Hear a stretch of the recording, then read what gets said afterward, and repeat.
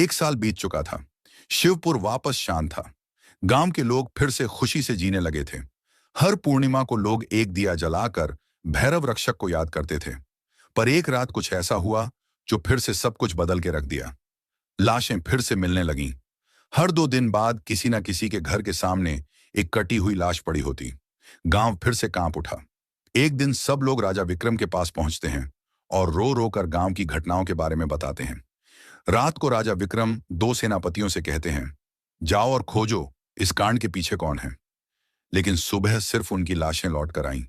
एक का सिर था ही नहीं, दूसरे के पैर कट चुके थे। राजा विक्रम समझ गए कुछ तो लौट आया है, कुछ जो सिर्फ मौत का खेल खेल रहा है। और फिर कहते हैं, अब इस जंग का सामना मुझे ही करना होगा। उसी रात राजा विक्रम चुपके से गांव में आते हैं और एक पेड़ के पीछे खुद को छुपा लेते हैं।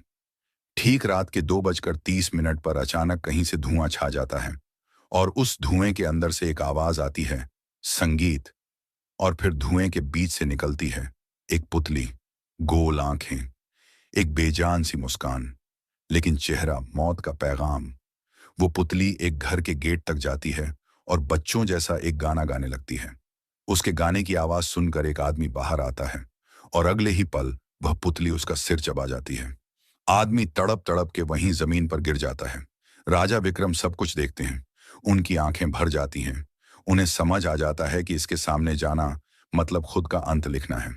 अगली सुबह गांव के लोग इकट्ठा होते हैं। राजा विक्रम कहते हैं, यह पिछले भूत से भी ज्यादा डरावनी है। इसे सिर्फ वही हरा सकता है जो मौत को पहले ही हरा चुका है।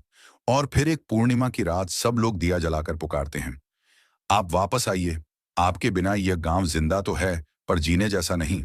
तभी एक आवाज गूंजती है, वीरांतर। और उसी देह की आग से एक जलता हुआ पेड़ बनने लगता है।